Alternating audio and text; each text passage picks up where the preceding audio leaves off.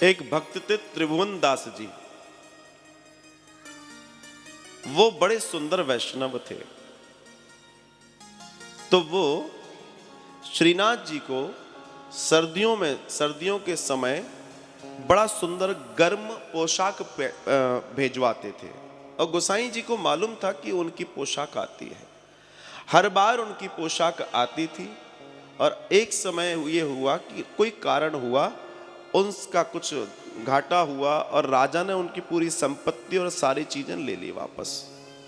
जब सारी चीजें वापस ले ली सब कुछ, तो वो गरीब हो गए। अब उनके पास 1 रुपया नहीं। सर्दियां आई तो उन्होंने क्या किया, उन्होंने याद आया कि मुझे तो अब श्रीनाथ जी पे अपनी सेवा भेजनी है, मैं क्या करूं। तो बड़े बेचारे उदास बैठे, तो उन्होंने देखी उनके पास एक पीतल की दवात थी। पीतल की दवात बड़ी सुंदर थी, बड़ी नक्काशीदार थी वो। तो ये बात बहुत पुरानी है। तो वो गए तो बाजार में उस एक दवात को बेचने से उनको 1 रुपया मिला। अब महाराज जो 1 रुपया उनको मिला, तो उस 1 रुपये को लेकर पहुंचे वो बाजार। और बाजार में उन्होंने 1 रुपए से एक बहुत बड़ा थान खरीदा कपड़े का, और उसको लाल रंग में, जो भगवान का रंग पसंद वाला रंग है ना, जिसको कृष्ण रंग भी कहते हैं, उस लाल रंग में उसको रंगवा दिया। अब जितने कपड़े आज तक इन्होंने भेजे थे वो बहुमूल्य होते थे, बड़े महंगे होते थे।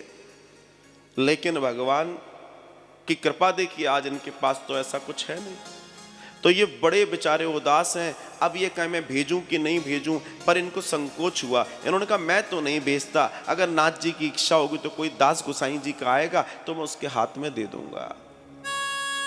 इत्तेफाक हुआ कि गोसाई जी का जो वहां के पुजारी जी थे, पुजारी जी का दास उस शहर में आया और उन्होंने कहा आपको कुछ भेजना है। बोला भेजना तो है, ये ले जाओ, मगर मेरा नाम मत बोलना।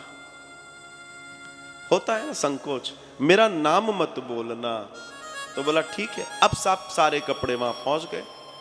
सर्दी का समय, तो उसने क्या किया, वो थान का कपड़ा इतना अच्छा भी नहीं लगा उसे कि उसको ऊपर रखे, उसने उसको नीचे बिछाया और भगवान की जितनी और पोशाक आई थी पूरी दुनिया भर से, वो सब उसके ऊपर रख दी। जो पोटली बांधने का कपड़ा होता है वैसा कपड़ा बना लिया। अब जो बना लिया तो कोई बात नहीं। अब ठाकुर जी की नजर पड़ गई कि ये तो बड़ी गड़बड़ बात है गई, चलो कोई बात नहीं, देखते हैं। अब ठाकुर जी बड़े आनंद के साथ सर्दी का आनंद ले रहे हैं। तो श्री गोसाई जी ने उनको बड़ा सुंदर जो है मखमली और गरम पहनाया, बड़ा सुंदर पहनाया। लेकिन भगवान गोसाई जी से कह रहे हैं हमें ठंड लग रही है, हमें बहुत ज्यादा ठंड लग रही है।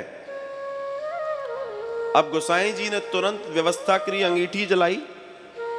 अंगीठी जलाने के बाद और भी गर्म कपड़े जितने थे वो सारे गर्म कपड़े मंगवा लिए और उनको भगवान को पहना दिए। अब भगवान कह रहे साहब बहुत लग रही है, बहुत ज्यादा ठंड है, ये कम पड़ रहे हैं, कुछ और ले आओ।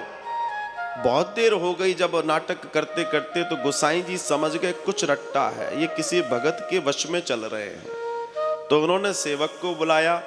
सेवक को बोला ये बताओ और किस किस के यहाँ से कपड़े आए हैं, और जो कपड़े आए उसकी लिस्ट भी तो होगी। लिस्ट पूरी हो गई, लिस्ट के हिसाब से कपड़े मिला लिए, मगर एक थान बच गया नीचे का जो कपड़ा पड़ा हुआ था। बोला ये किसके यहाँ से आया है? उसने बोला उन्होंने नाम बताने को मना किया है। उन्होंने वो जो कपड़े आए थे वो सारे भगवान को उड़ा दिए, कंबल उड़ा दिया, शॉलें उड़ा दी। भगवान कह रहे बहुत ठंड लग रही है। श्रीनाथ जी कह रहे हैं बहुत ठंड लग रही है, इससे काम नहीं चलेगा। तब उन्होंने कहा ये बताओ अब बचा क्या है? बोला यही बचा हुआ है जो कपड़ा नीचे मैंने बिछाया था। बोला ये किसने दिया था, सही बताओ। बोला साहब त्रिभुवन दास जी ने दिया था, बोला था कि ये कपड़ा बताना नहीं, क्योंकि अब उनकी स्थिति ऐसी नहीं है, उनकी बड़ी गरीबी चल रही है। श्री गोस्वामी जी समझ गए पूरी लीला ठाकुर जी की। उन्होंने उस कपड़े को लिया, एक फटकारा और जो भगवान के ऊपर डाला। भगवान कह रहे अब आया आनंद मुझे, अब आया आनंद मुझे, अब आया आनंद मुझे। तो ये तो ठाकुर जी की लीला है।